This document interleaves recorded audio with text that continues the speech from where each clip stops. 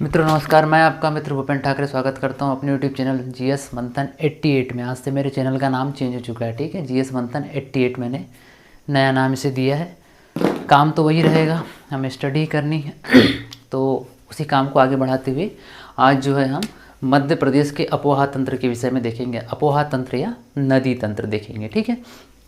इससे पहले भी हम लोगों ने जो है नर्मदा नदी तंत्र और उससे संबंधित जो भी महत्वपूर्ण चीज़ें थी वो देखी थी, लेकिन हमको पहले कायदे से ये देखना चाहिए था कि मध्य प्रदेश का जो अपोहा तंत्र है, जो नदी तंत्र है, वो 5 भागों में बटा हुआ है। मुझे पहले आपको ये बताना चाहिए था, हालांकि कोई दिक्कत नहीं इससे भी, है ना। मध्य प्रदेश के 5 अपोहा तंत्र हैं। तो पहला अपोहा तंत्र आप देखेंगे, इसको कहते हैं गंगा नदी तंत्र का, ठीक है। कितने नदी तंत्रों में विभाजित है या कितने अपोहा तंत्र है? 5।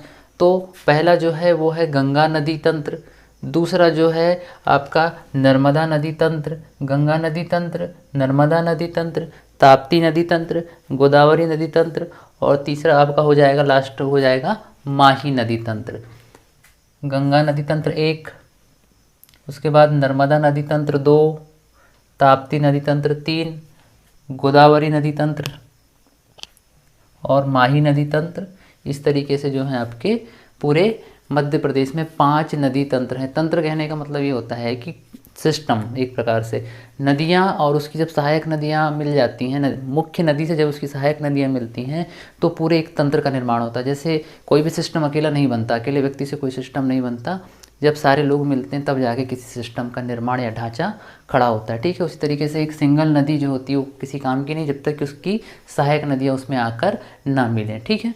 तो उसी तरीके से सबसे पहले आप देखिए, हम गंगा नदी तंत्र को गंगा नदी तंत्र क्यों कह रहे हैं ना, क्योंकि मध्य प्रदेश में तो गंगा नदी तंत्र है, तो वो कैसे है, कैसे एग्जिस्ट करता है, ठीक है। मध्य प्रदेश के नदी तंत्र में हम सबसे पहले गंगा नदी तंत्र को देख लेते हैं। उसके साथ साथ हम जो है यहाँ पर मध्य प्रदेश का जो भौतिक विभाजन, हालांकि हमने पहले देख लिया था, लेकिन साथ साथ में हम वो भी देखते चलेंगे, ठीक है। तो सबसे पहले हम कुछ देर के लिए हम जो है मध्य प्रदेश का भौतिक विभाजन भी देख लेते हैं। हालांकि जो हमने पहले देख लिया था कि हमने बताया था कि मध्य प्रदेश विभाजन के पहले 6 प्राकृतिक भागों में बटा था, या 9 भौगोलिक भागों में बटा था, और विभाजन के पश्चात 7 भागों में, और मोटे तौर पर हमने आपको बताया था कि 3 भागों में वो बटा हुआ है ना।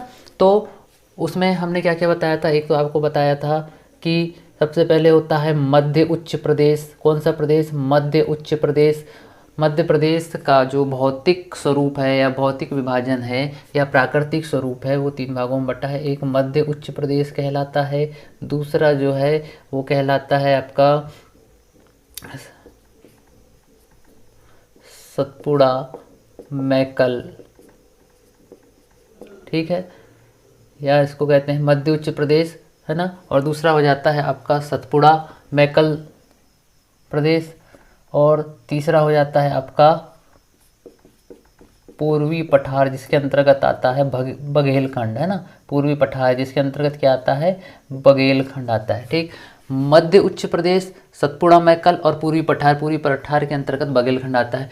तो कुल मिला के हम लोग देखें तो आप ये देखिए, हमको सारी चीज़ें एक ही वीडियो में समझनी है, हम सब चीज़ों को कंपैरिजन करके पढ़ेंगे तभी हमको समझ में आएगा, ठीक।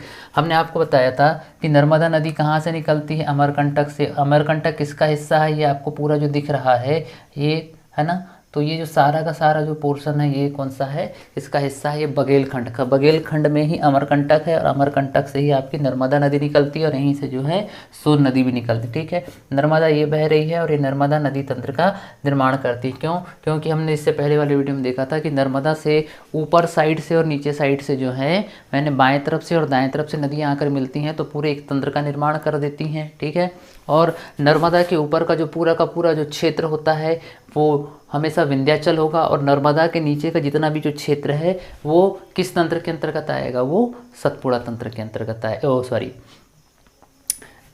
सतपुड़ा, ठीक है, सही तो बोल रहा हूँ। नर्मदा के ऊपर जो है सारा जो क्षेत्र आएगा आपका भौतिक प्रदेश जो दिख रहा है ना, ये क्या कहलाएगा? ये पूरा विंध्याचल के अंतर्गत आएगा, और नर्मदा के नीचे जो है सतपुड़ा, है ना। तो हम लोग देखेंगे कि जो हम एक एक चीज़ को देखेंगे, आप कंफ्यूज बिल्कुल मत होइए। ये जो नर्मदा है, नर्मदा के ऊपर सारा विंध्याचल का हिस्सा है, विंध्याचल पर्वत श्रेणी, ठीक है। और नर्मदा के नीचे का जो सारा जो पोर्शन आपको दिख रहा है ये है सतपुड़ा का क्षेत्र, ठीक है, सतपुड़ा श्रेणी, है ना। तो नर्मदा के ऊपर जो है ये विंध्याचल है ना। और विंध्याचल में क्या क्या शामिल है, विंध्याचल में मध्य उच्च प्रदेश प्लस आपका बघेलखंड का कुछ हिस्सा जो है ना, सीधी सिंगरौली वाला जो हिस्सा है वो भी किसके अंतर्गत में आएगा, आपके विंध्याचल पर्वत श्रेणी के अंतर्गत आता है, ठीक है। हमने देखा था कि जो भौतिक विभाजन है वो 3 भागों में हमने किया था, मध्य उच्च प्रदेश, सतपुड़ा, मैकल, और तीसरा जो है आपका वो हमने क्या किया था, पूर्वी पठार, जिसमें बघेलखंड आता है, ठीक है। अब उसको फिर हम लोग और डिफाइन करते हैं, और उसको आगे बढ़ के अगर हम उसका डिवीज़न देखें तो ऊपर वाला क्षेत्र जो है पूरा विंध्याचल है, मध्य उच्च प्रदेश, तो विंध्याचल में कौन कौन सा आ जाएगा, मध्य उच्च प्रदेश प्लस कुछ हिस्सा जो है वो बघेलखंड का आएगा, ठीक है, मतलब पूर्वी पठार का कुछ हिस्सा आएगा, किसके अंतर्गत, विंध्याचल के अंतर्गत। और विंध्याचल किसके ऊपर का क्षेत्र है, नर्मदा के ऊपर का क्षेत्र है।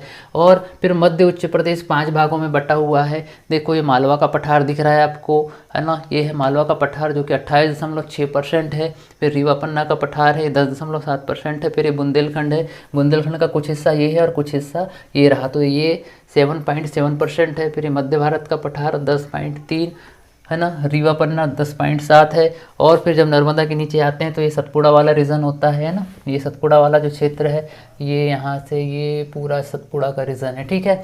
तो ये सतपुड़ा का रीजन कितना परसेंट है, ये है 11%, ठीक है। कितना प्रतिशत है ये, 11%। और यहीं से देखो ये लग जाता है सतपुड़ा के बाद ये बघेलखंड का पठार, जिसका कुछ हिस्सा जो है वो आपके विंध्याचल में आता है और कुछ हिस्सा जो है वो आ जाता है आपके सतपुड़ा वाले रीजन में, ठीक है। इस तरीके से हमको इसको समझना होगा, ठीक। तो हमको सारी चीज़ें साथ में लेके चलनी होगी। तो कुल मिला के जो मध्य उच्च प्रदेश है, ऊपर का जो हिस्सा है, ये मध्य उच्च प्रदेश जो आपको दिख रहा है रेड कलर से अपन ने जो इसको ड्रॉ किए हैं, तो ये इसमें मालवा का पठार भी शामिल है, रीवा पन्ना का पठार भी शामिल है।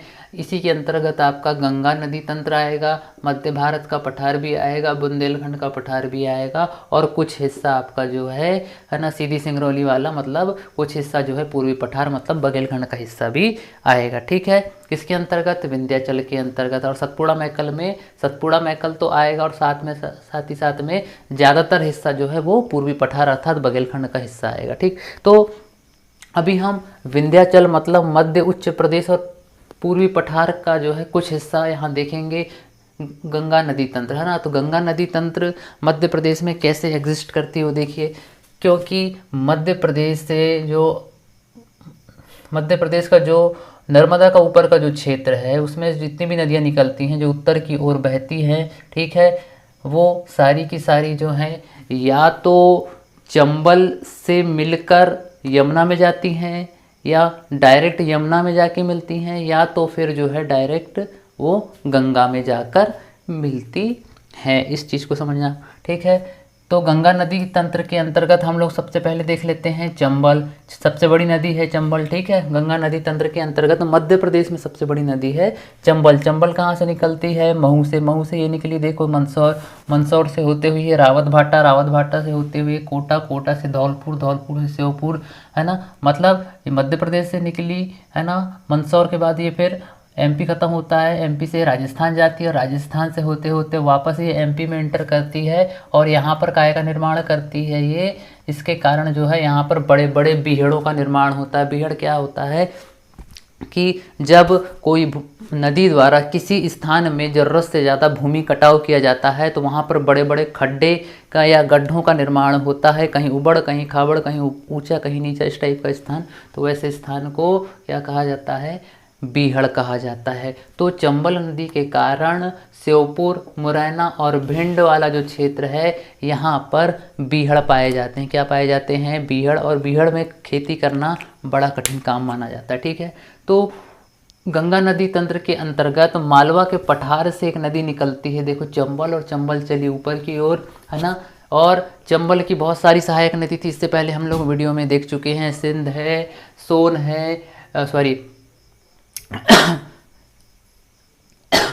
तो इसमें कौन कौन सी नदी थी, इसमें हमने देख लिया था काली सिंध देखा था, सिंध नदी देखा था, छिपरा भी देखा था हमने, पार्वती नदी देखी थी हमने, कूनो नदी देखी थी। तो ये सारी नदियाँ जो हैं या तो डायरेक्ट चंबल में जाके मिलती हैं, है ना, ज़्यादातर नदियाँ तो ऐसे चंबल में ही जाके मिलती हैं, और चंबल नदी फिर आगे बढ़ती है इन सारी नदियों के सहारे से, और वो आगे जाकर इटावा के पास किससे मिल जाती है, यमुना से मिल जाती है। तो गंगा नदी तंत्र के अंतर्गत मध्य प्रदेश की सबसे बड़ी नदी है चंबल, और बाकी सब इसकी क्या है, सहायक नदियां हैं। ठीक है, बात समझ में आ रही है।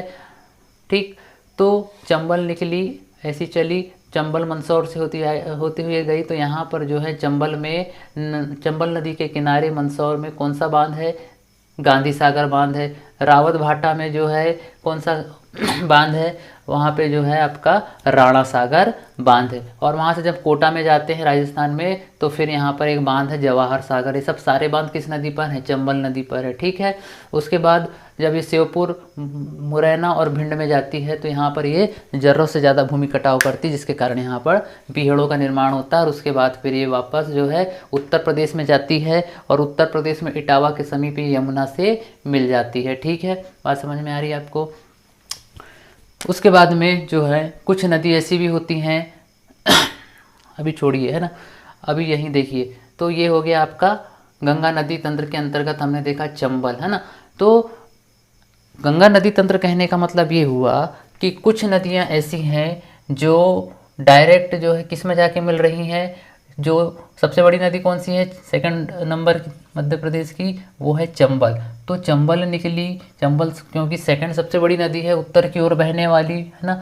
तो सारी सहायक नदियां किस में जाके मिल रही हैं, चंबल में। और चंबल किस में मिल रही है, यमुना में। और यमुना लास्ट में जाकर किससे मिल रही है, गंगा में। इसलिए इस नदी तंत्र को क्या कहा गया है, गंगा नदी तंत्र कहा गया है। ठीक है, फाइनली सारी नदियाँ किस में जाके मिलेंगी, कोई चंबल के सहारे से यमुना में मिल रहा है, कोई डायरेक्ट यमुना में मिल रहा है, और कोई डायरेक्ट गंगा में जाके मिल रहा है। और फाइनली सबका डेस्टिनेशन प्लेस क्या है, वो है गंगा। लास्ट में सबको कहाँ जाकर मिलना है, गंगा में। और गंगा के बाद फिर बंगाल की खाड़ी में सारी नदियाँ समाहित हो जाती हैं। ठीक है, बात समझ में आ रही है। तो इस तरीके से ये हमारा जो है मध्य उच्च प्रदेश वाला जितना भी भाग दिख रहा है, मतलब सतपुड़ा नर्मदा नदी के ऊपर का जितना भी जो क्षेत्र दिख रहा है, तो यहाँ से जितनी भी नदियाँ निकलेंगी वो गंगा नदी तंत्र के अंतर्गत आती हैं। बात समझ में आ रही है आपको।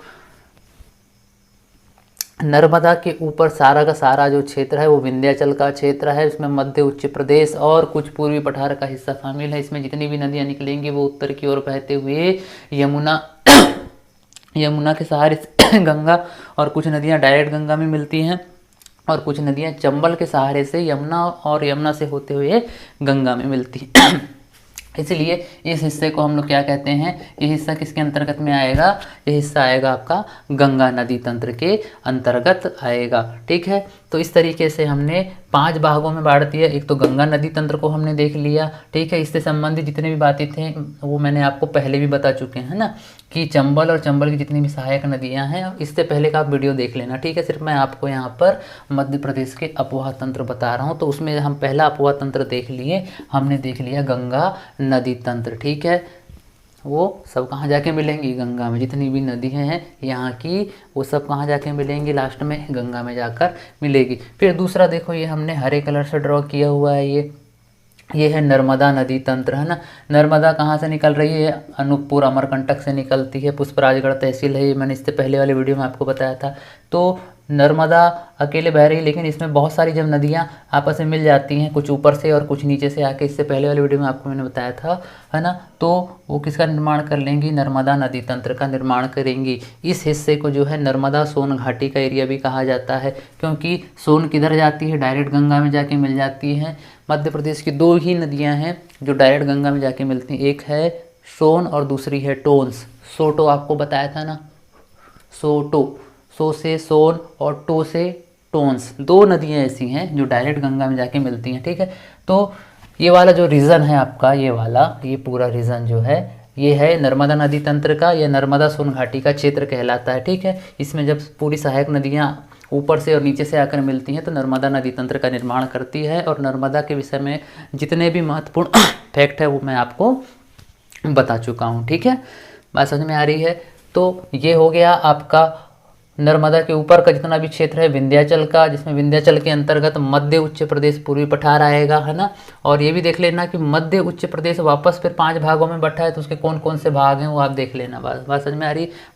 मालवा का पठार, मध्य भारत का पठार, बुंदेलखंड, रीवा, पन्ना और कुछ हिस्सा जो है इसका वो किसके अंतर्गत आता है वो हिस्सा आता है आपका पूर्वी पठार के अंतर्गत, ठीक है।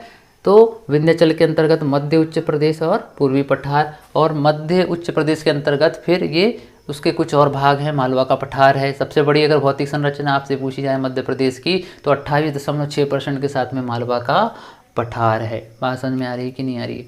ठीक, तो इस तरीके से आप लोग इस बात को ध्यान में रखेंगे। ओके, फिर ये वाला हिस्सा जो है ये नर्मदा सोन घाटी का है। ये वाला जो हमने हरे कलर से ड्रॉ किया हुआ, ताकि मैं एक एक चीज़ को अलग से आपको दिखा रहा हूँ, आप इसको समझने की कोशिश करिए। तो नर्मदा नदी तंत्र, फिर गंगा नदी तंत्र, फिर नर्मदा नदी तंत्र, और नर्मदा किधर जाकर गिरेगी? पूर्व से पश्चिम की ओर जा रही है, मतलब वो लास्ट में कहाँ गिरेगी? खंबात की खाड़ी में गिरेगी। और नदी तंत्र का मतलब ये है कि एक मुख्य नदी में जब बहुत सारी सहायक नदियाँ आपस में मिल जाती हैं तो उसको हम तंत्र कहते हैं या नदी तंत्र कहते हैं, ठीक है। नदी में जब बहुत सारे तंत्र आजू बाजू से आके मिल जाएं तो वो नदी तंत्र का रूप ले लेते हैं, ठीक है। बात समझ में आ रही है? जितने भी महत्वपूर्ण फैक्ट हैं इससे पहले वाले वीडियो में मैं स्पेशल नर्मदा नदी के विषय में आपको पढ़ा चुका हूँ, ठीक। वो आप देख लेना, है ना, वीडियो को एक बार। फिर हम लोग फिर यहाँ एक नदी तंत्र देखेंगे, माही नदी तंत्र। माही नदी निकलती है धार जिले से, ठीक है, और ये भी किधर जाती है? खंबात की खाड़ी में जाती है, ठीक है। माही नदी है ना, ये कहाँ जाएगी? ये भी गुजरात से होते हुए फिर खंबात की खाड़ी में ये जाकर गिर जाती है। तो नर्मदा और माही, है ना। और फिर आप नीचे देखेंगे, ये तो हो गया माही, है ना। माही नदी तंत्र देख लिया हमने, गंगा नदी तंत्र, नर्मदा नदी तंत्र। अब ये है माही नदी तंत्र। माही भी कहाँ जाके गिरेगी? खंबात की खाड़ी में। नर्मदा भी कहाँ जाके गिरेगी? खंबात की खाड़ी में। 3 नदी तंत्र हमने देख लिया। फिर ये जो वाला हिस्सा दिख रहा है आपको, ये नर्मदा के नीचे वाला इस सतपुड़ा मैकल श्रेणी के अंतर्गत आता है, और इसमें बहुत बड़ा हिस्सा बघेलखंड का भी आता है, ठीक है। तो यहाँ देखेंगे ताप्ती नदी तंत्र है। ताप्ती कहाँ से निकलती है? ताप्ती मुल्ताई बैतूल से निकलती है, और ये नदी भी किधर जाती है? ये जाती है आपके महाराष्ट्र की ओर चलती है, ठीक है। ताप्ती गुजरात, और गुजरात से होते हुए ये जो है महाराष्ट्र में जाती है, ठीक है। उकाई परियोजना कहाँ पर है? ताप्ती पर ही है, और ये कहाँ पर है? गुजरात राज्य में है, ठीक है। और गुजरात से होते हुए फिर ये महाराष्ट्र में एंटर करती है, और फिर ये भी खंबात की खाड़ी में जाकर गिर जाती है, ठीक है। बात समझ में आ रही है आपको?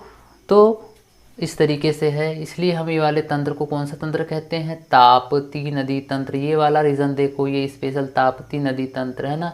ताप्ती कहाँ जाकर गिरेगी? खंबात की खाड़ी में, और नर्मदा भी खंबात की खाड़ी में। तो नर्मदा नदी तंत्र, ताप्ती नदी तंत्र, है ना। ताप्ती नदी तंत्र महाराष्ट्र के किनारे है ना। बात समझ में आ रही है? फिर उसके बाद हम लोग आगे बढ़ जाते हैं, तो ये है गोदावरी नदी तंत्र, ठीक है। गोदावरी नदी तंत्र इसलिए कहते हैं क्योंकि अमरकंटक से ही एक और नदी निकलती है, माही। और माही कहाँ जाकर मिलती है आपकी? माही कहाँ जाकर मिलेगी? माही कह रहे हैं हम, महानदी, सॉरी, है ना। महानदी निकल जाएगी आपकी ऐसी छोटा नागपुर के पठार की ओर, है ना। और फिर यहाँ से कुछ और नदी निकलती हैं, वो आपकी निकलती, हमने आपको बताया था, यहाँ से पैंच निकलती है, फिर यहीं से वर्धा भी निकलती है, यहीं से आपकी एक नदी निकलती है, वो है वैनगंगा।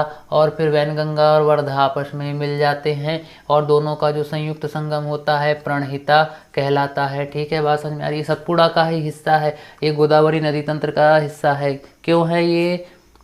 क्योंकि यहाँ से जितनी भी नदियाँ निकलेंगी भैया जी, वो सीधे कहाँ जाएंगी? गोदावरी में जाके मिलेंगी। और गोदावरी प्रायद्वीपीय भारत की सबसे बड़ी नदी है, जिसकी लंबाई 1465 किलोमीटर है। बात समझ में आ रही है?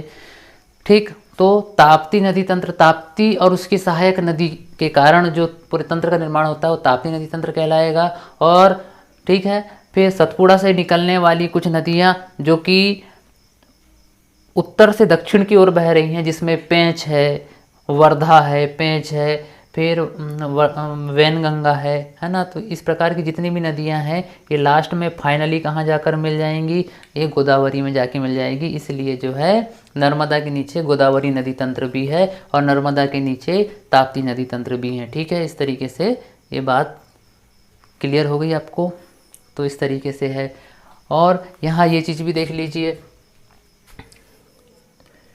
यहाँ पर जो है इस वाले हिस्से पे इधर पड़ता है गुजरात। गुजरात के 2 ज़िले मध्य प्रदेश की सीमा को टच करते हैं और मध्य प्रदेश के 2 ज़िले जो हैं गुजरात की सीमा को टच करते हैं। ये फैक्ट मैंने आपको बता दिया। देखो ये राजस्थान की सीमा है, ये वाली ये राजस्थान है और ये पूरी राजस्थान की सीमा है ना। और ये पूरी यमुना नदी है, अर्थात ये किसकी सीमा होगी, अगर यमुना नदी है तो वो उत्तर प्रदेश वाली सीमा है। ठीक है, 13/13 मतलब 13 ज़िले मध्य प्रदेश के छू रहे हैं तो 13 ज़िले उत्तर प्रदेश के भी छू रहे हैं। ठीक है, किसको, मध्य प्रदेश की सीमा को। ठीक है, तो ये सारी चीज़ें मैंने यहाँ पे लिख दी हैं, है ना। इस तरीके से आपको सारी बातें समझ में आ रही होंगी। एक बार आप इसको बड़े अच्छे से समझने का प्रयास करना, है ना। हो सकता है कि कुछ चीज़ें समझ में ना आई हो तो आप जो है मुझे बता देना, तो मैं कोशिश करूँगा कि एक बार मैं कभी और इसको अच्छे से आपको समझाने की कोशिश करूँ, है ना। एक बार में तो शायद हो सकता है कि दिमाग में ना बैठे, लेकिन आप इसको प्लीज़ कोशिश करना दिमाग में बैठाने की, है ना। आप कोशिश ज़रूर करिए, क्योंकि मैं एक ही वीडियो में चाह रहा था कि सारी चीज़ें हो जाए, है ना। देखो इसलिए तो मैंने आपको बताया कि भाई नर्मदा के ऊपर का जितना भी जो क्षेत्र है ना, वो क्या कहलाता है, विंध्याचल कहलाता है, यानी विंध्याचल श्रेणी के अंतर्गत आता है। और नर्मदा के जो नीचे का जो हिस्सा है ये पूरा सतपुड़ा के अंतर्गत आता है। ठीक है, इसमें हमने सारी चीज़ें देख ली है। अगर विंध्याचल की बात कर रहे हैं तो उसमें मध्य उच्च प्रदेश आ जाएगा पूरा, और कुछ पूर्वी पठार का हिस्सा भी आ जाएगा। अगर हम जब सतपुड़ा पर्वत श्रेणी की बात कर रहे हैं तो उसमें सतपुड़ा मैकल श्रेणी तो आएगी, और साथ ही साथ इसमें क्या आ जाएगा, पूर्वी पठार का ज़्यादातर भाग आ जाएगा। ठीक है, और फिर नर्मदा नदी तंत्र हमने देख लिया, गंगा नदी तंत्र हमने देख लिया, ताप्ती नदी तंत्र देख लिया, गोदावरी नदी तंत्र देख लिया, है ना। देखो इधर छत्तीसगढ़ पड़ता है, छत्तीसगढ़ के मध्य प्रदेश के 6 ज़िले छत्तीसगढ़ को छूते हैं और छत्तीसगढ़ के 7 ज़िले मध्य प्रदेश को छूते हैं। ठीक है, इस तरीके से आपको सारी बात समझ में आ रही है। अगर आपसे पूछा जाए कि मध्य प्रदेश का सबसे पूर्वी जिला कौन सा है, कि मध्य प्रदेश का सबसे पूर्वी जिला कौन सा है, तो वो है सिंगरौली। और मध्य प्रदेश का जो सबसे पश्चिमी जिला है वो है अलीराजपुर। और मध्य प्रदेश का सबसे पूर्वी जिला है वो है मुरैना, जो कि चंबल नदी के कारण यहाँ पर बीहड़ों का निर्माण होता है ना। फिर अगर आपसे पूछा जाए कि मध्य प्रदेश का सबसे दक्षिणी जिला है तो वो है बुरहानपुर। देखो इधर ताप्ती नदी है यहाँ, ठीक है, यहाँ से निकलती है, कहाँ से, आपके बैतूल से। और बैतूल से आप जब थोड़ा सा आगे नीचे की तरफ आप देखोगे तो आपको बुरहानपुर दिखेगा। और ये बुरहानपुर जो है केले की नगरी के लिए भी फेमस है। इसे दक्षिण का प्रवेश द्वार भी कहते हैं। यहीं पर असीरगढ़ का किला भी है। तो इस तरीके से हमको सारी चीज़ें एक ही कहना चाहिए मैप में देख लेनी है, ताकि जो भी कन्फ्यूज़न है वो दूर हो जाए। ठीक है, बात समझ में आ रही है। तो इस तरीके से यही है कि नर्मदा के ऊपर सारा विंध्याचल, और विंध्याचल में ही आपको गंगा नदी तंत्र देखने मिलेगी। और जब नर्मदा से नीचे आओगे आप, नर्मदा सोन घाटी वाले हिस्से से नीचे, अर्थात जब नर्मदा नदी तंत्र के निचले वाला हिस्सा देखोगे तो आपको सतपुड़ा में ताप्ती नदी तंत्र और गोदावरी नदी तंत्र देखने को मिलेंगे। ठीक है, और यहाँ पर कुछ हिस्सा, है ना, मालवा के पठार में ही जो है आपको एक छोटा सा नदी तंत्र देखने को मिलेगा, माही। कौन सा नदी तंत्र मिलेगा आपको, माही नदी तंत्र, छोटा सा नदी तंत्र है। और माही भी कहाँ जाती है, खंबात की खाड़ी में। ठीक है, तो आपको मैंने कोड बताया था मानता, है ना, माही, नर्मदा और ताप्ती। इस तरीके से जो 3 नदियाँ हैं वो तीनों की तीनों खंबात की खाड़ी में गिरती हैं। ठीक है, तो आप प्लीज़ कोशिश करिएगा मैप को एक बार अच्छे से अपने दिमाग में बैठाने की, और जितनी भी मैंने बातें आपको बताई हैं आप उसको अच्छे से दिमाग में डाल लीजिए। ठीक है, आज के लिए सिर्फ इतना ही रखते हैं, लेकिन मैप के साथ बने रहिए, कॉन्सेप्ट के साथ में पढ़िए, रटना बंद कर दीजिए। ठीक है, कॉन्सेप्ट पे ध्यान दीजिए। ठीक है, आज के लिए मैं सिर्फ इतना ही रखता हूँ। अगर आपको मेरा वीडियो पसंद आता है तो उसे प्लीज़ लाइक, सब्सक्राइब और शेयर ज़रूर करें, और भैया कमेंट कर देना, है ना दादा। जय श्री राम, जय हिंद।